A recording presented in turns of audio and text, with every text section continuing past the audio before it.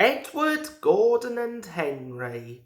Edward and Gordon often went through the tunnel where Henry was shut up. Edward would say, "Peep, peep, hello," and Gordon would say, "Poop, poop, poop, serves you right." Poor Henry had no steam to answer.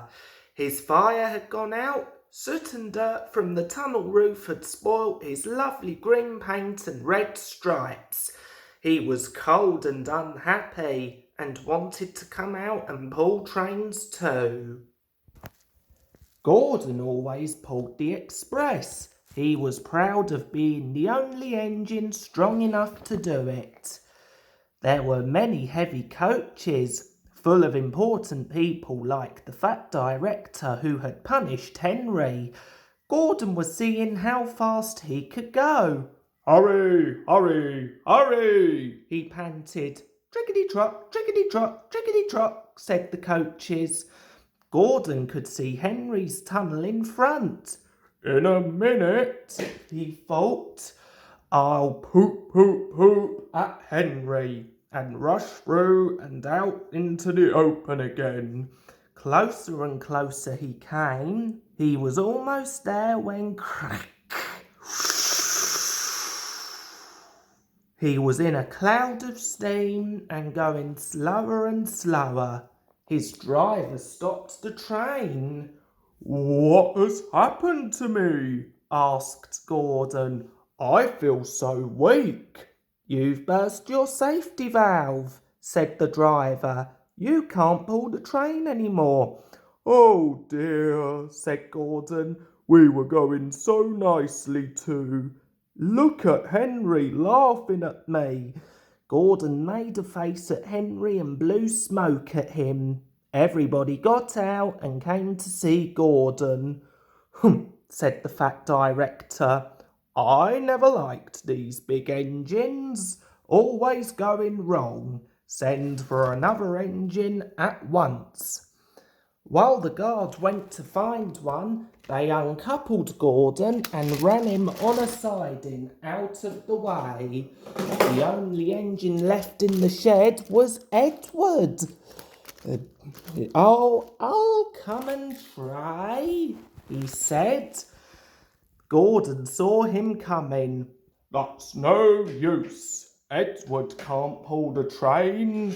Edward puffed and pulled and pulled and puffed, but he couldn't move the heavy coaches. "I told you so," said Gordon rudely.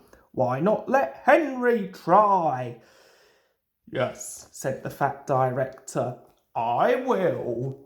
"Will you help pull this train, Henry?" he asked.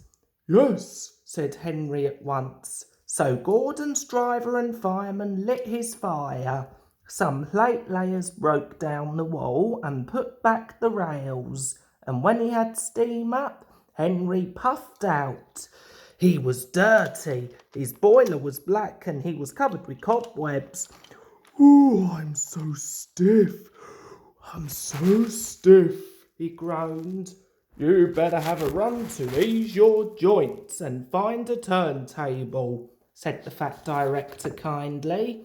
Henry came back feeling better, and they put him in front. Said Edward. "I'm ready," said Henry. "So am I." "Pull hard, pull hard, pull hard. We'll do it. We'll do it. We'll do it." The heavy coaches jerked and began to move, slowly at first, then faster and faster. "We've done it together, we've done it together, we've done it together," said Edward and Henry. "You've done it, hooray, you've done it, hooray, you've done it, hooray," sang the coaches. All the passengers were excited. The fat director leaned out of the window to wave to Edward and Henry. But the train was going so fast that his hat blew off into a field where a goat ate it for his tea. They never stopped till they came to the big station at the end of the line.